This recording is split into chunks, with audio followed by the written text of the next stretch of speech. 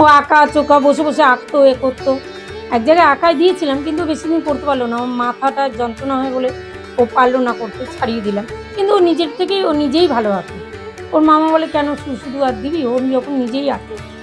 তবে স্কুলের কাজ টাজও ও নিজে নিজে করে। 5-6 বছর থেকেই ও শুরু করেছে।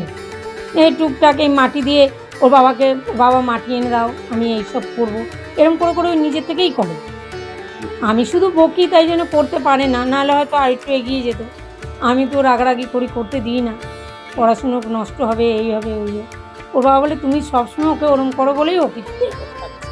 ওর বাবাকে বললো, বাবা এমসিল এনে দাও। ও নিজেই ওই ফোনের ছবি টবি লোড করে রাখে, তার থেকে দেখে দেখেই। পড়াশোনাটা খুব একটা মানে ওই এমনি সমস্তই ভালো, কিন্তু অঙ্কটা খুব একটা করতে চায় না, অঙ্কটা মাথায় নিতে পারে। নাহলে এমনি যে ইংরেজিতে ও খুবই ভালো। ওর চিন্তা ও করুক। আমি বলি তো যে অন্তত ওর বাবা যেমনি যে এখানে কাজ করে, ওনাদের যে কেশিয়ার, উনি শিল্পী।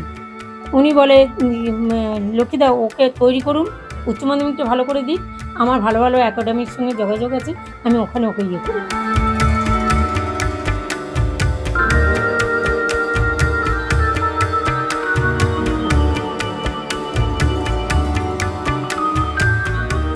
আমি তা ওই কত 5-6 বছর থেকে করি।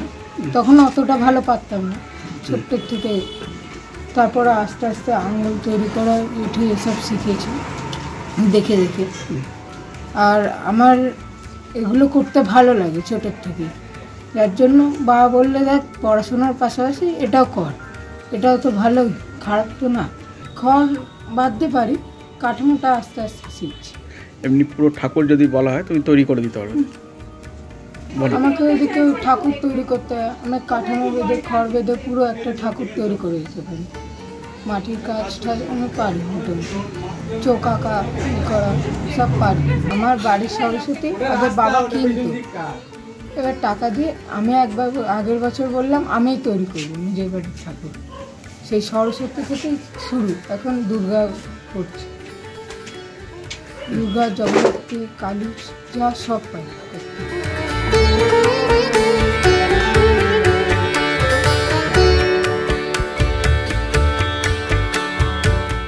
বন্ধুর ছেলে, ও বললো যে সুকুমার আমি তো ঠাকুরের কাজ শেখাবো। বললাম আমার ছেলে তো মোটামুটি ভালো কাজ জানে, আমার ছেলের সঙ্গে থাকবো, অসুবিধে কি আছে।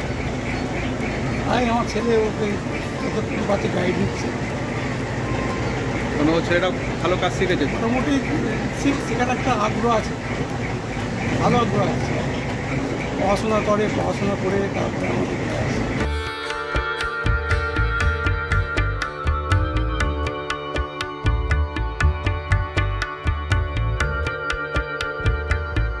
ফলো করুন সংবাদ প্রতিদিন ডিজিটাল।